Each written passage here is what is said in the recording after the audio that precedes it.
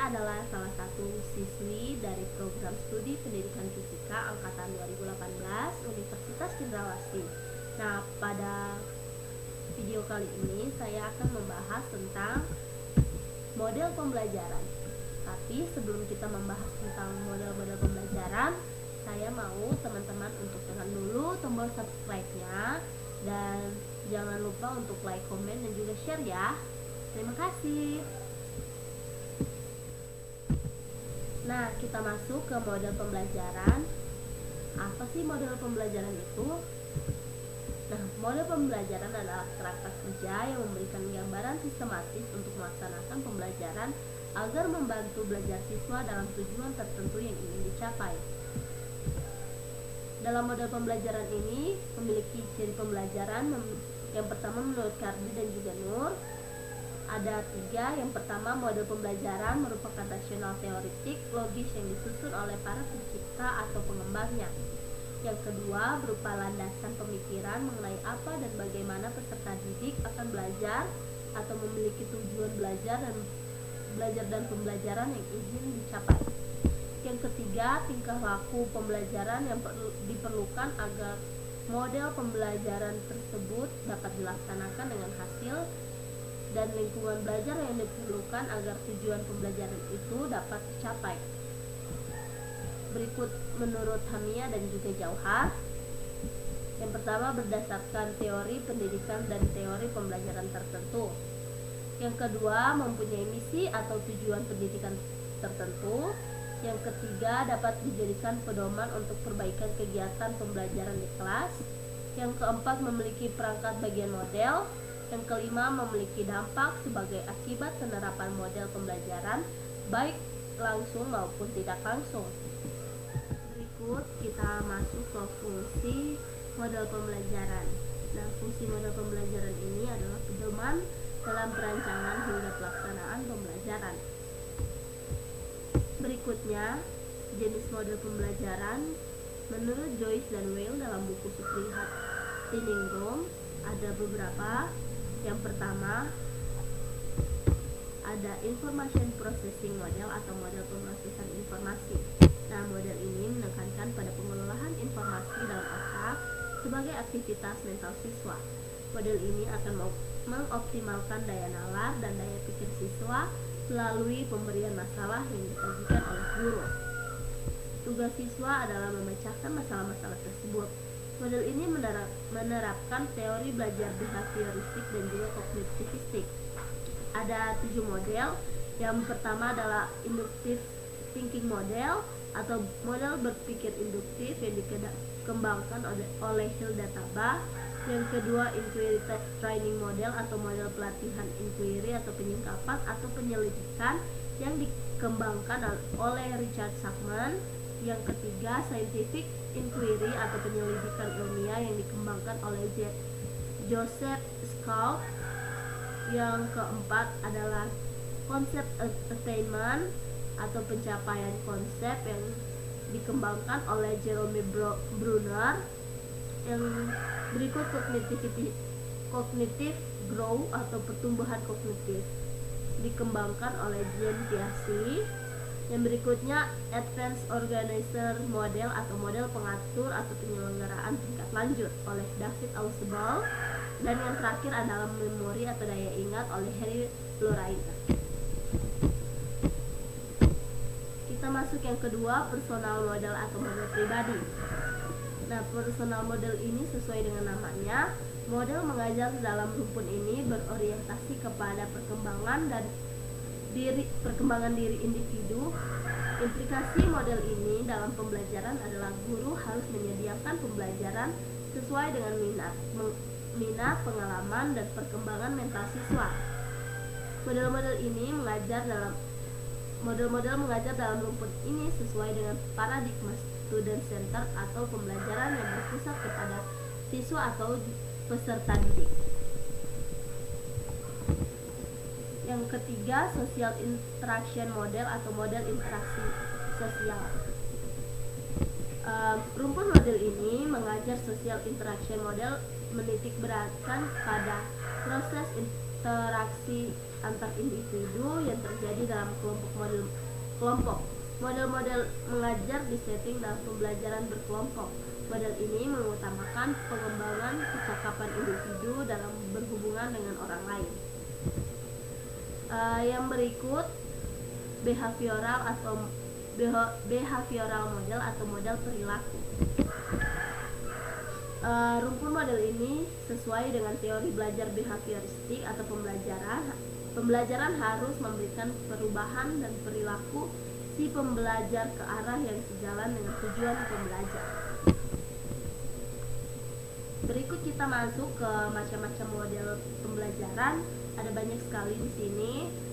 Yang pertama ada pembelajaran inquiry, yang kedua pembelajaran kontekstual, yang ketiga pembelajaran ekspositori, yang keempat pembelajaran berbasis masalah, yang kelima pembelajaran kooperatif, yang keenam model pembelajaran berbasis proyek atau project based learning, yang berikut model pembelajaran PyCharm, model pembelajaran kuantum atau quantum learning, model pembelajaran terpadu, model pembelajaran kelas tangkap, model pembelajaran tugas terstruktur, model pembelajaran portofolio, dan yang terakhir model pembelajaran tematik.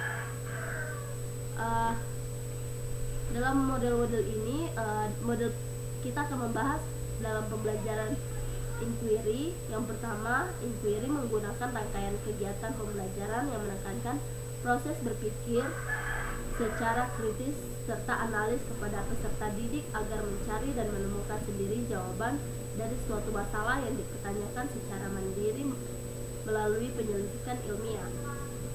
Lalu berikut model pembelajaran kontekstual, merupakan model dengan konsep pembelajaran yang membuat guru untuk mengaitkan antara materi yang diajarkan dengan situasi dunia nyata. Prinsip pembelajaran kontekstual adalah aktivitas peserta didik. Peserta didik melakukan dan mengalami, tidak hanya menonton dan mencatat. Yang berikut, model pembelajaran ekspositori adalah pembelajaran yang menekankan pada proses penyampaian materi secara verbal dari seorang guru kepada kelompok peserta didik supaya peserta didik dapat menguasai materi secara optimal. Berikut model pembelajaran berbasis masalah atau problem based learning, yang dapat diartikan sebagai rangkaian aktivitas pembelajaran yang menekankan pada proses penyelesaian masalah yang dihadapi secara ilmiah.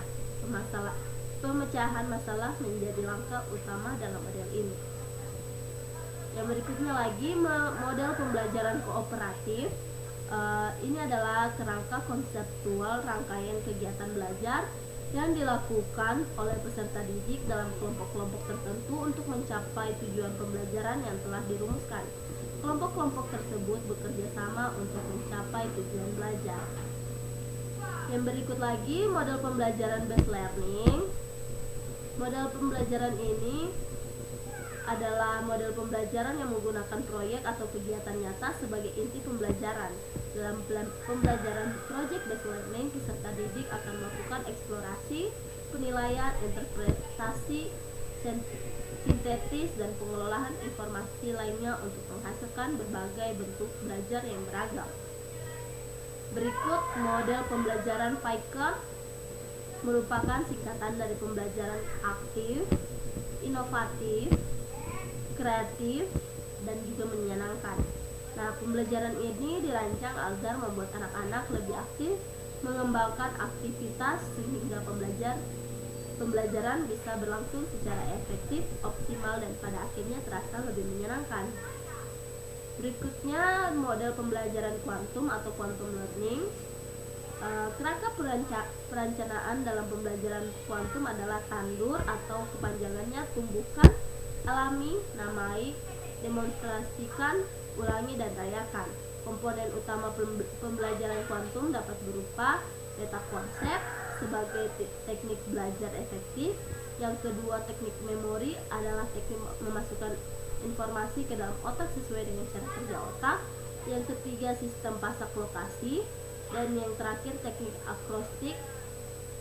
Teknik ini menghafal dengan cara mengambil huruf depan dari materi yang diingat kemudian menggabungkannya. Berikut model pembelajaran terpadu.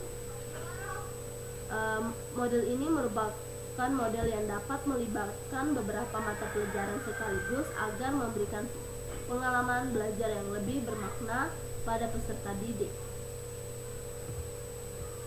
Berikutnya model pembelajaran kelas rangkap.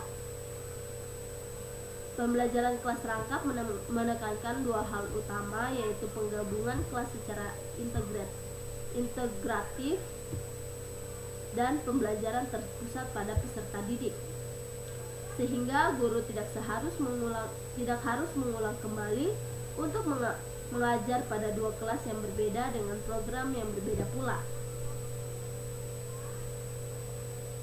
Yang berikutnya model pembelajaran tugas terstruktur.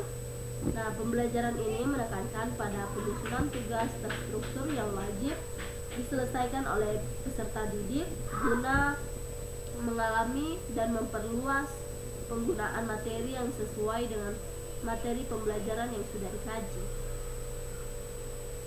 Berikutnya lagi model pembelajaran portofolio. Nah, model pembelajaran portofolio menitikberatkan pada pengumpulan karya terpilih dari satu kelas secara keseluruhan yang bekerja secara kooperatif membuat kebijakan untuk memecahkan masalah. Yang terakhir, model pembelajaran tematik. Ini adalah merupakan pembelajaran dengan suatu kegiatan pembelajaran yang mengintegrasikan materi berupa beberapa pelajaran dalam satu tema atau topik pembahasan sesuai dengan kebutuhan lingkungan peserta didik yang akan menjadi lahan dunia nyata bagi dirinya. Nah, sekian dulu video dari saya kali ini. Semoga video ini bisa bermanfaat untuk teman-teman semua ya. Mohon maaf bila ada kesalahan kata. Terima kasih. Dadah.